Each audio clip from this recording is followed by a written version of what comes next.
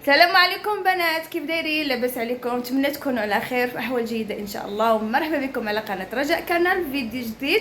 واليوم ان شاء الله بغيت نشارك معكم عيد ميلاد ديال ولدي اللي صيبت فيه واحد البيفي زوين وزوين وخفيف، وصيبت ليه الحلوى حتى هو باغي داك ديال الروبلوكس وصيبتها ليه. بقاو معايا غادي نوريكم غير مقتطفات من هذا البيفي اللي صيبت ليه، وبقاو مع الفيديو نوريكم اشنو درت ليه. يلا. ودابا البنات غنصايب معكم. اول حاجه بديت بها هي الحشوه ديال البريوات اللي خديت فيها تقريبا واحد 250 غرام ديال الشعريه الصينيه، وتقريبا واحد 250 غرام ديال قطعات ديال الدجاج اللي درت فيهم التوابل، الملحه، البزار، تحميره وشويه ديال الملحه، وشحرتهم مع شويه ديال زيت بلديه، وضفت لهم هنايا الزيتون مقطع. وصافي كيكون عندي هنا الحشوه واجده. هنا خديت الورقه وخديت الفرماج. دابا غادي نبدا ندهن في الورقه. انا هاد الورقه اول مره غنخدم بها، هاد ديال الشناوه. صافي كندهن. حاولوا دائما البريوات ديالكم دهنوهم بالزيت، ما دهنوهمش بالزبده، حيت ملي كدهنوا بالزبده راه الورقه كتقطع. صافي وكنبدا نوضع القليل من الحشوه، وكناخذ الفرماج كنقسموه على 4، وكل طرف كنديرو في وحده. صافي غادي ناخذها وغادي نوضعها فوق من هاد الحشوه اللي عملت، وغادي نبدا باش نلف البريوات ديالي على الشكل مثلث كيف العاده. كناخذوا هاد الطرف كنجيبوا لهاد الجهه هنايا، ونحاول ندخل الحشوه بصبعي لان الشعريه الصينيه اولا الفيرميسيل كيبقى كيخرج، كنحاول ندخلو بصبعي. ولا كانت غادي نحتاج باش نعمرها مزيان نعاود نزيد شويه ديال الحشوه. صافي وكنطويها، ومن بعد كناخذ القليل من الدقيق اللي كنخلطو مع الماء وكنخليه يكون عاقد باش كيسد لينا الورقه، وفي نفس الوقت ما كتقطعش. نحاولوا ما نديروهش جاري، كيكون الدقيق عاقد مع الماء. صافي كنسدها وكنحطها وكنكمل بنفس الطريقه حتى كنكمل البريوات الكميه اللي عندي. كنستمر بنفس الطريقه. انا غنوريكم الدقيق هو هذا. وصافي غادي نكمل البريوات ديالي كاملين. البريوات كنوجدهم وكنوضعهم في واحد الطاسه، وكندير ما بين طبقه وطبقه كندير البلاستيك الغذائي باش ما كيلصقوش مع بعضياتهم. صافي وغادي ندخلهم الكونجيلاتور حتى لثاني نهار اللي غيكون عندي فيه العيد ميلاد. عاد كنجبدهم وكندهنهم بالزبده وكندخلهم الفران. وها هما البريوات ديالي. ودابا غادي ندوز باش نصايب الخبز ديال البيتزا وديال البطبوط. هنا البنات خديت تقريبا واحد 600 غرام ديال فرينه فورس الدقيق الابيض، وضفت ليه واحد المعلقه كبيره ديال الخميره، معلقه ديال سكر سنيده، ومعلقه ديال زيت الزيتون. صافي وكنعجنها مزيان وكتبقى طريه وخفيفه، وكنخليوها تخمر الخمره الاولى. صافي من بعد هنا غادي نورقها على هذا الشكل هذا، وغناخذ هذا الطابع هو اللي غنصايب به هذاك البطبوط الصغيور. نتوما لكم كامل الحريه في اختيار الاطار ديالكم، بغيتوه مربع بغيتوه دائري اللي حبيتو.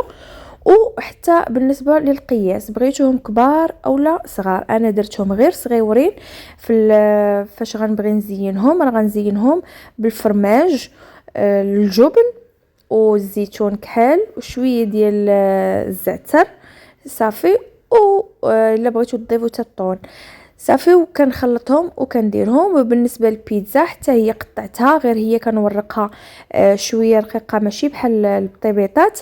صافي وحتى الاطار كبر من ديال البطبوط، وكنتقبها وكندخلها للفران كطيب، ولكن ما كنحمروهاش. هنا راه خرجتها من الفران وكتخرج عليه هذا الشكل هذا.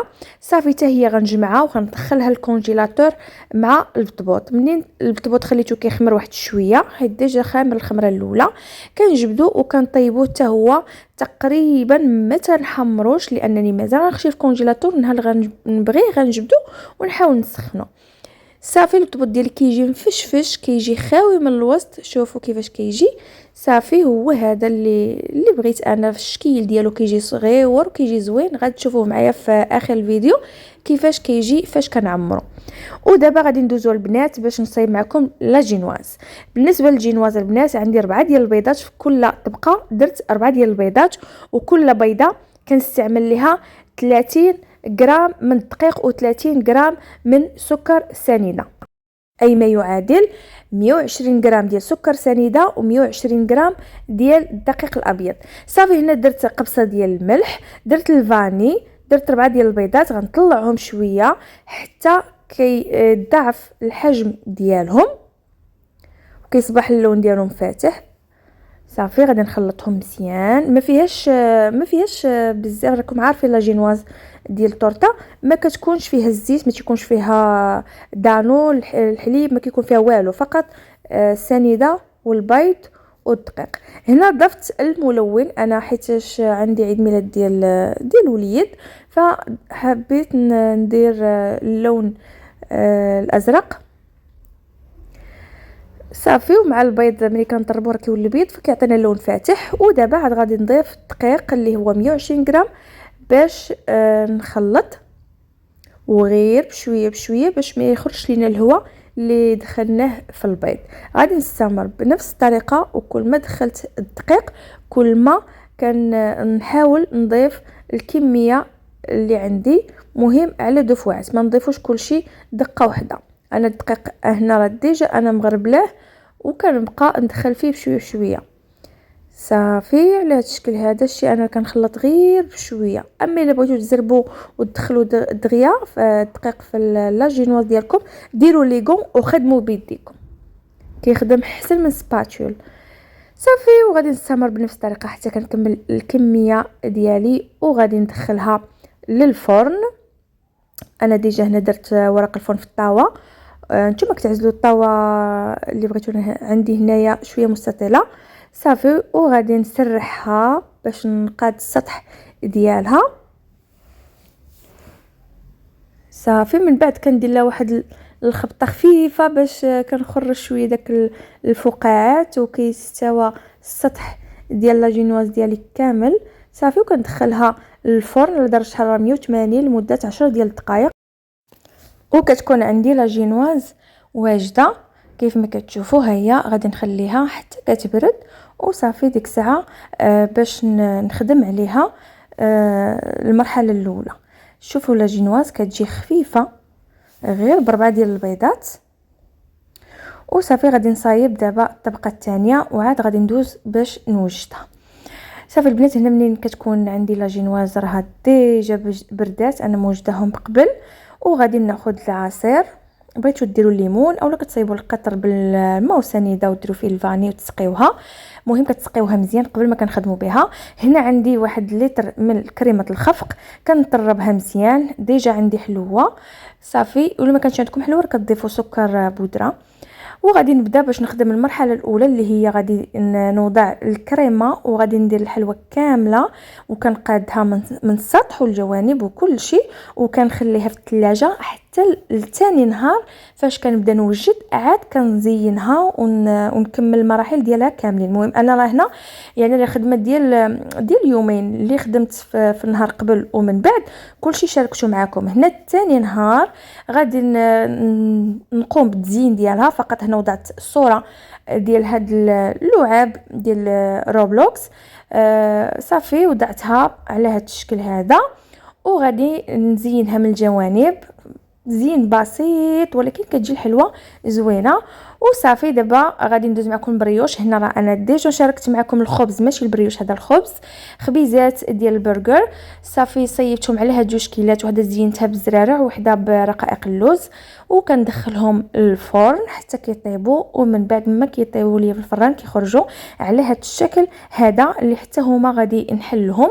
وعندي هاد الدائرين غادي ندير فيهم الكفته والخوص والفرماج ولا صوص ديالهم، والثانيين غادي نزينهم بالطون والجبن والفرماج صافي. وصيبت حتى البيتزات صغار ها هما عمرتهم بلا صوص طوماط او الفرماج موتزاريلا وكاين اللي درت فيه الطون على حسب الدراري شنو كيبغيو. البطبوط زينته بالفرماج كيف ما قلت لكم من قبل صافي. وهذا هو التزيين. هادو وضعت فيهم الشوكولا والفانيل مسيكات صافي. وها هي الطورطه ديالي اللي شاركت معكم. ضفت على اضافه قليله هاد التزيين باللون الازرق باش كيعطي تا نكمل اللون اللي بديت فيه صافي. وصيبت هاد الكيك.